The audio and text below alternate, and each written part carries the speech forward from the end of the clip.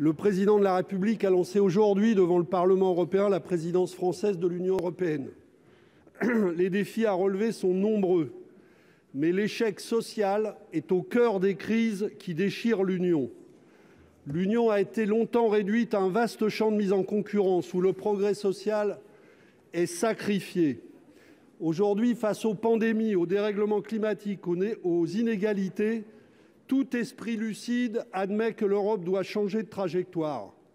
Le temps est venu de passer du logiciel « tout pour le marché, la concurrence et la finance » à un nouveau logiciel « tout pour la solidarité, l'humain et la planète ». On va entendre beaucoup de belles paroles. On en a entendu encore ce matin au Parlement européen. Mais ce sont les actes qui vont compter. Sur la santé, la levée des brevets et l'accès international aux vaccins sera-t-il une priorité de la présidence française? La France proposera-t-elle la sortie des dépenses publiques et de recherche pour la santé des critères soumis à autorisation du semestre européen? Sur les salaires, la France proposera-t-elle enfin dans la directive sur les salaires minimums, actuellement en négociation, une norme minimale contraignante ou restera-t-elle dans le camp de ceux qui combattent toute norme contraignante dans cette directive?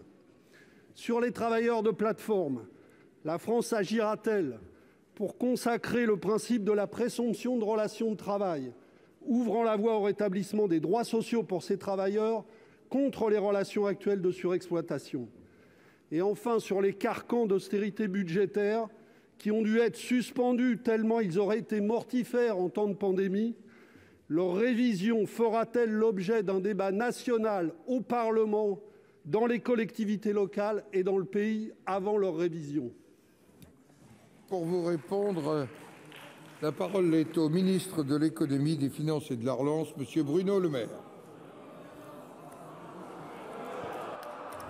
Monsieur le Président, Mesdames et Messieurs les sénateurs, je vais venir plus souvent. Monsieur le sénateur Laurent, si vous me permettez, je crois que c'est d'abord le Parti communiste qui devrait changer de logiciel. Parce que la réalité, c'est que l'Europe, elle a déjà changé au cours de cette crise. Quel est le continent qui a le mieux protégé ses salariés avec l'activité partielle pendant la crise économique? C'est le continent européen. Quel est le continent qui a le mieux protégé ses entreprises et évité des centaines de milliers de faillites pendant la crise la plus grave que nous ayons à connaître depuis 1929? C'est le continent européen. Quel est le continent qui, sous l'impulsion d'Emmanuel Macron et d'Angela Merkel, a décidé de lever de la dette en commun pour la première fois de son histoire pour financer des mesures de protection et de relance économique face à la crise? C'est le continent européen. Quel est le seul continent au monde qui est en train de réfléchir à un salaire minimum commun? C'est le continent européen. Quel est le seul continent au monde qui est en train de se doter de mesures de protection environnementale en réfléchissant, sous présidence française, à un mécanisme d'ajustement carbone aux frontières pour protéger nos intérêts environnementaux tout en protégeant nos industries? C'est le continent européen.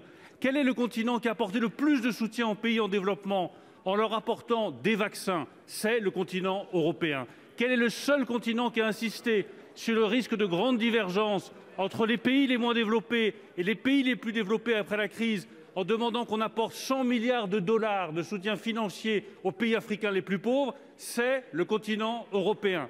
Alors regardez l'Europe telle qu'elle est, monsieur le sénateur, considérez à quel point elle a changé et apportez-nous votre soutien dans la construction de cette Europe solidaire et efficace que nous sommes en train de construire avec le président de la République.